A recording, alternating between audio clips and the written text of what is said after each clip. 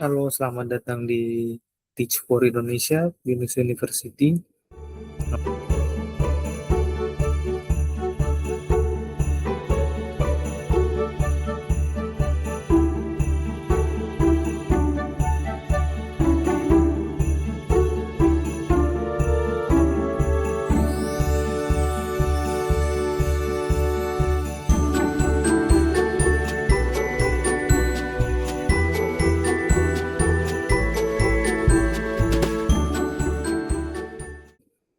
Nama saya Raditya Dwi Andika Lazuardi dengan NIM 2602221065 di penjurusan Sistem Informasi Binus University Online.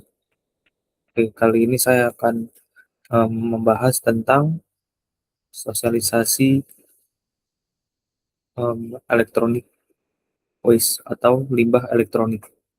Bagaimana cara untuk um, sortir limbah elektronik tersebut dan apa itu limbah elektronik dan bagaimana lokasi-lokasi di mana tempatnya limbah elektronik itu akan dibuang dan disortir.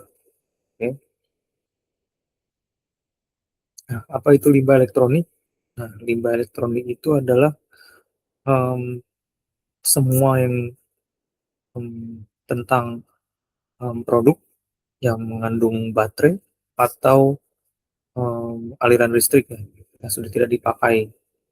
Nah, limbah elektronik itu sangat em, berkembang secara cepat ya dan bertumbuh banyak karena tiap tahunnya ada sekitar 2,6 juta ton setiap tahun bertambah, dan ini berdasarkan dari uh, artikel itu ITU dan Unitar di tahun 2024, dan proyeksinya akan terus bertambah sampai 82 juta trik ton ya di tahun 2030.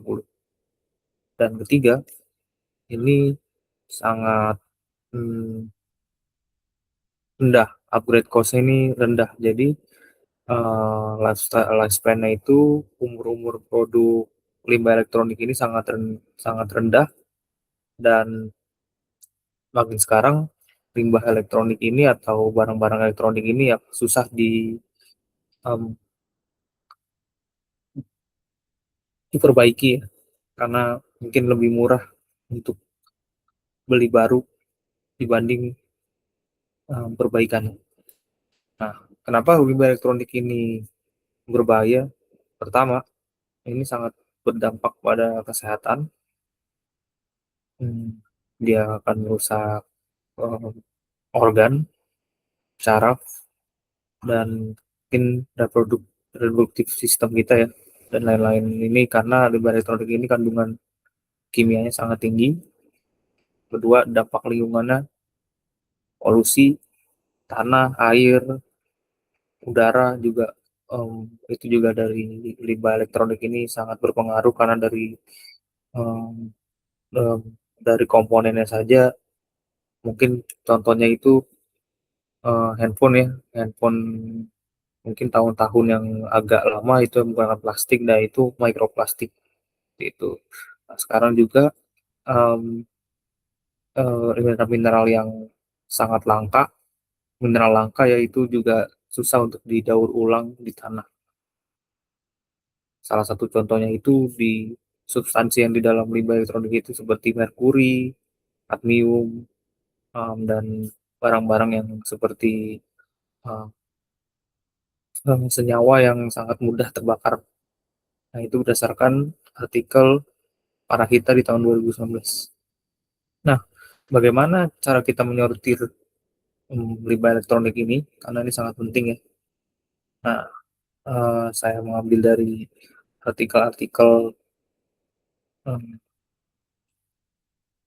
Kementerian Lingkungan Hidup dan juga Kehutanan, dan juga regulasi pemerintah juga di tahun 2020 nomor 27 ya, spesial limbah elektronik. Heeh, eee, gimana, ini untuk, imbasnya dari limbah elektronik ini? Nah, ini tuh sangat high risk ya, exposure ke toksik dan dust handforms-nya seperti senyawa-senyawanya itu sangat-sangat berbahaya dan beracun, dan itu sangat mudah untuk tersebar di udara.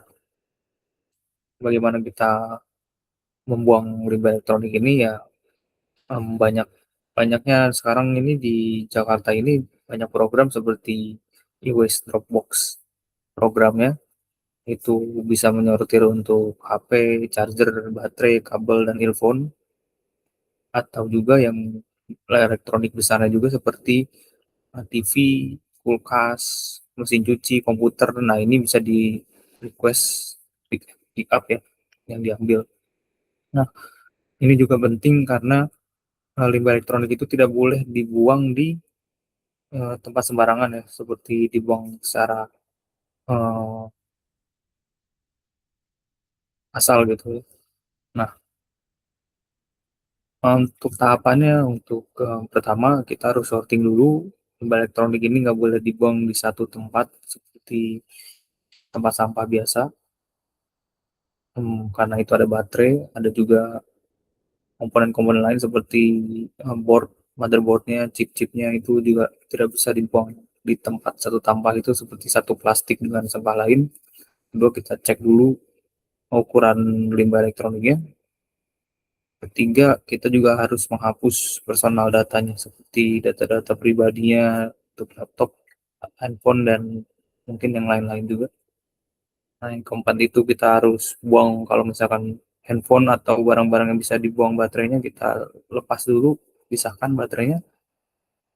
Nah, yang kelima, kita bisa untuk menaruh ya di tempat-tempat tertentu untuk limbah elektronik itu. Ada lokasi-lokasi yang disediakan oleh perusahaan limbah elektronik atau juga dari pemerintah. Nah, dari situ ketika kita membuang di tempat yang memang spesial dari pemerintah atau perusahaan, nah, kita sudah sukses untuk membuang limbah elektronik. Berikut demo dari website Jakarta Limbah Elektronik KDLH Jakarta ya. Oke, di sini saya sudah berada di website ewaste.dinasLHDKI.id. Berikut merupakan tampilan utamanya. Kalian bisa mendaftarkan atau login akun kalian terlebih dahulu. Jika kita scroll ke bawah, di sini ada dua menu seperti pemohonan jemput e-waste dengan syarat berat e-waste lebih dari 5 kilo dan antar e-waste ke lokasi pengumpulan dan Dropbox dengan syarat berat e-waste di bawah 5 kilo dan ingin mengantarkan sendiri. Kemudian di sini ada tata cara permohonan penjemputan e-waste. Ada tata cara penjemputan dan tata cara pengumpulan. Untuk tata cara penjemputan, yang pertama lakukan pendaftaran melalui website lingkunganhidup.jakarta.go.id.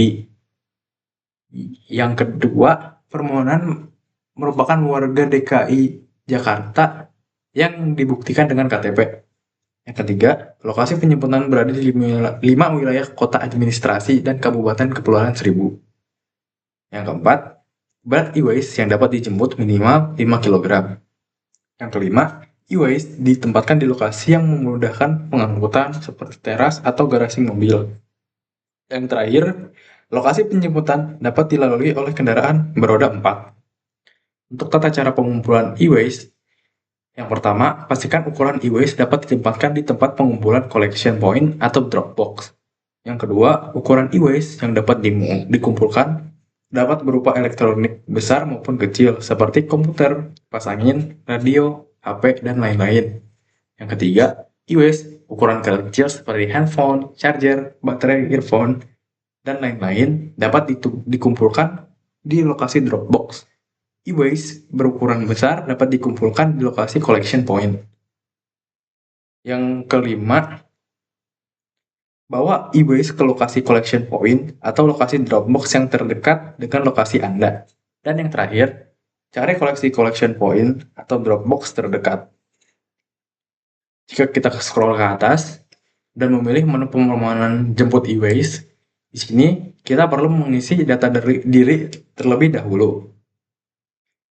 Dan kemudian mengisi data seperti jenis, jumlah unit, foto, dan aksi e-waste dengan catatan estimasi berat barang minimal 5 kg.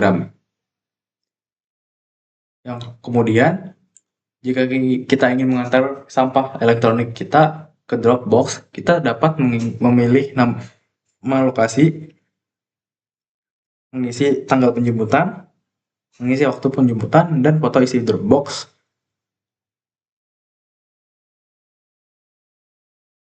Jika kita lihat ke atas, di sini ada menu regulasi.